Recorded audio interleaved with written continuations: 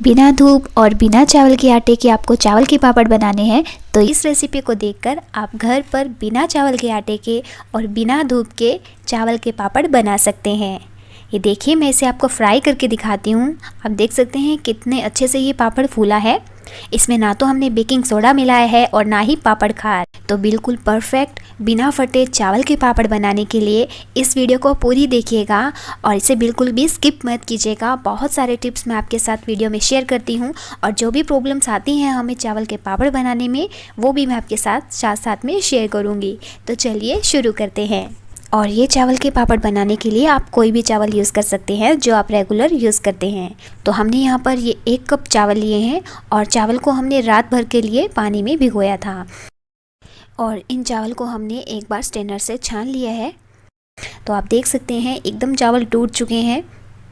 ये देखिए, अब एक मिक्सर ग्राइंडर लेकर हम इन चावल को पीसेंगे। एकदम स्मूथ पेस्ट बनाना है हमें।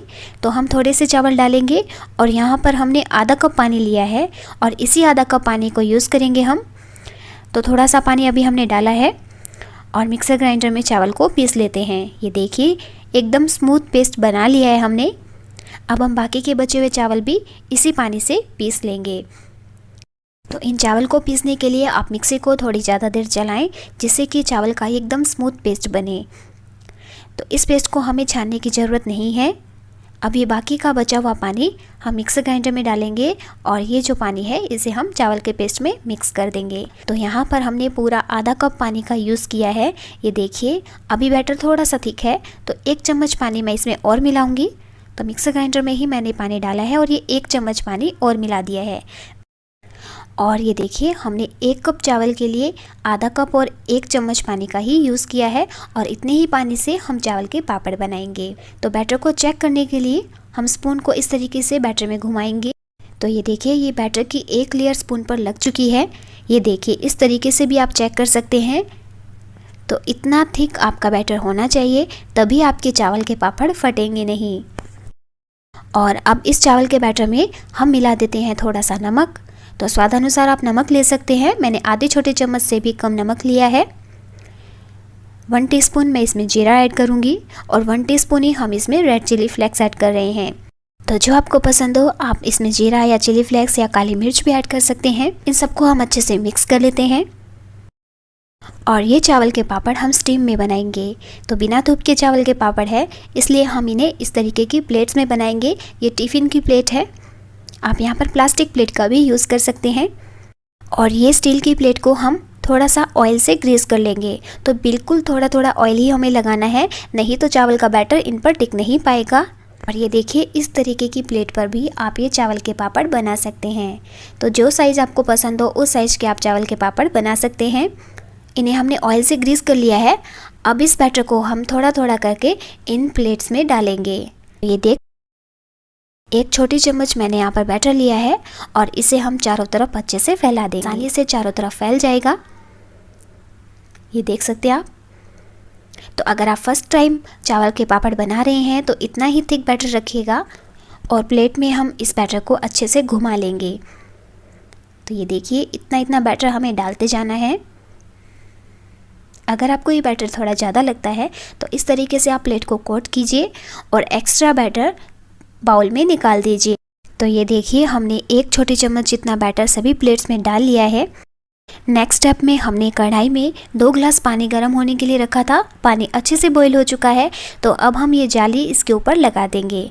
तो ये स्टीमर के साथ की जाली है। अगर आपके पास ये नहीं है तो जो हम दूध के ऊपर नेट कवर लगाते हैं उसका भी यूज़ कर सकते हैं।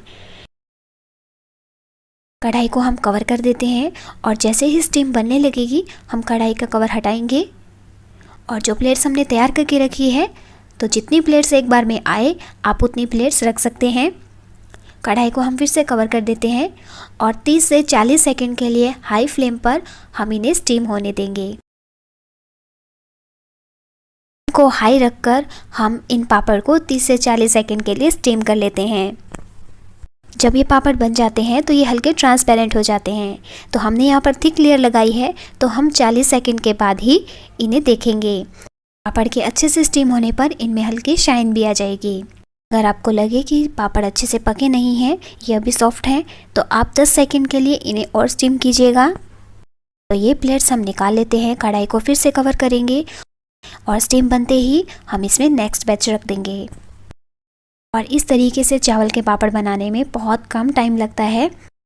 तो जब तक ये पापड़ स्टीम होते हैं, हमने जो पहले पापड़ स्टीम करके रखे हैं उन्हें हम निकाल लेते हैं। तो 15 से 20 सेकंड के बाद इन पापड़ को हम निकालेंगे ताकि ये हल्के ठंडे हो जाएं।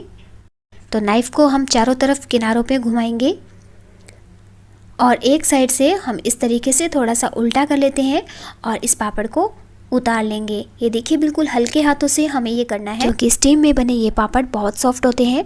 अगर आप इन्हें खींचेंगे तो ये टूट जाएंगे। तो इस तरीके से बिल्कुल हल्के हाथों से हम नाइफ़ को घुमाएंगे और एक साइड से थोड़ा सा मोड़ लेते हैं और बिल्कुल हल्के हाथों से हम पापड़ को उतार लेंगे। ये देखिए बिल्कुल भी पापड़ नहीं फटा है। निकालने के बाद जैसे ही हमने पहला बेस डाला था वो स्टीम हो चुका है। इन्हें हम निकालेंगे, इन्हें हम साइड में रखेंगे और जो नेक्स्ट बैच हमने तैयार करके रखा है वो तुरंत ही हम इसमें डाल देंगे और 40 सेकंड के लिए हाई फ्लेम पर इन पापड़ को स्टीम कर लेते हैं। जब तक ये पापड़ स्टीम होते हैं तब तक हम पहले वाले पापड़ को निकाल लेंगे और यही प्रोसेस चलती रहेगी। तो ये चावल के पापड़ अगर उतारते हुए टूट भी जाते हैं तो भी ये वेस्ट नहीं होंगे। तो उन्हें यूज़ करने का क्या तरीका है वो मैं आपके साथ आगे शेयर करूँगी। तो एक एक करके हम सभी प्लेट से चावल के पापड़ इस तरीके से निकाल लेंगे और इन प्लेट्स में हम फिर से बैटर डाल देंगे। तो बिल्कुल हल्का सा मैं इसे चिकना कर रही हूँ और देखिए इस तरीके से हम बैटर डालते जाएंगे। तो अगर ये बैटर फैल नहीं रहा है तो थोड़ा सा बैटर ऊपर से और भी डाल सकते हैं और इसे ट्रैप कर लेंगे। और दूसरा बैच डालने के बाद मैं आपको दिखाती हूँ, जो हमने बड़ी प्लेट ली है उसमें से भी हम आसानी से पापड़ निकाल सकते हैं। ये देखिए ये मैंने लिया है टिन का ढक्कन और ये है बड़ी प्लेट। तो आप किसी भी तरीके से स्टील में, प्लास्टिक में ये चावल के पापड़ बहुत ही आसानी से बना सकते हैं। आप टाइम सेट कर लीजिए कि इतना बैटर डालने के बाद इतने सेकंड में हमारा चावल का पापड़ सही से बन रहा है। तो उसी प्रोसेस को आप फॉलो कीजिए और जितने आपके चावल के पापड़ बनाने हैं ना उसी तरीके से बनाइए। तो अगर आप 2 चम्मच बैटर डाल रहे हैं तो उसे ज़्यादा टाइम लगेगा, तो उसी प्रोसेस को आप फॉलो कीजिएगा। तो ये पापड़ बनाना सबसे आसान है। बस छोटी छोटी बातों का ध्यान रखकर आप घर पर बहुत ही अच्छे चावल के पापड़ बना सकते हैं। ये देखिए एक एक चावल का पापड़ इतना अच्छा बन कर के तैयार हुआ है। तो हमने सभी चावल के पापड़ बना लिए हैं। मैंने इन्हें एक प्लेट में इकट्ठा कर लिया था और अब एक एक करके हम इन्हें सुखा देंगे। तो पंखे की हवा के नीचे हम 1 या 2 दिन इन्हें सुखाएंगे। 1 दिन की हवा में ये बहुत अच्छे से सूख जाते हैं। इस तरीके से हम पापड़ को फैला देंगे। ये बिल्कुल भी नहीं चिपकते हैं और बिल्कुल नहीं फटते हैं। तो इन चावल के पापड़ को धूप लगाने की ज़रूरत नहीं है, क्योंकि हमने इन्हें स्टीम में पका लिया है। 1 से 2 दिन की फ़ैन की हवा में ये अच्छे से सूख जाते हैं। तो अब मैं ये बताती हूँ, अगर कोई चावल का पापड़ उतारते हुए टूट जाता है तो वो बिल्कुल वेस्ट नहीं होगा। आप उसे इस तरीके से फिर से रोल कर लीजिए। अगर वो हल्का सा गर्म है तो बहुत ही आसानी से रोल हो जाएगा। और इस तरीके से छोटी छोटी बोल बना लीजिए। तो 2 बोल मैं आपको बना के दिखा रही हूँ, ये सिर्फ आपको दिखाने के लिए बनाई है। और एक प्लास्टिक लीजिए, उस पर हल्का सा ऑयल लगाइए और दूसरी साइड भी इसके ऑयल लगा दीजिए और प्लास्टिक को कवर करके इस तरीके से हम इस बोल को प्रेस कर देंगे। और ये देखिए ये भी चावल का पापड़ बनकर के तैयार है। अगर आप इसे फ्राई करेंगे ना तो ये वैसे ही फ्राई होगा जैसे आपने स्टीम करके बनाया है। तो ये देखिए बिल्कुल भी वेस्ट नहीं होता है ये चावल का पापड़। तो 24 घंटे फ़ैन के नीचे सुखाने के बाद ये देख सकते हैं ये पापड़ बहुत ही अच्छे से ड्राई हो चुके हैं और करके तैयार हुए हैं, वो भी फ़ैन की हवा में। तो बिना धूप में सुखाए, बिना फटे स्टीम में चावल के पापड़ बनाने का ये तरीका आपको कैसा लगा मुझे कमेंट करके ज़रूर बताइएगा। तो ये थी हमारी चावल के पापड़ बनाने की रेसिपी। आपको ये पसंद आती है तो वीडियो को लाइक कर दीजिए, शेयर कर दीजिए और मेरे YouTube चैनल को सब्सक्राइब कीजिएगा। ऐसे ही और रेसिपीज़ को देखने के लिए जो बेल बटन है उसे प्रेस करना मत भूलिएगा। Thanks for watching.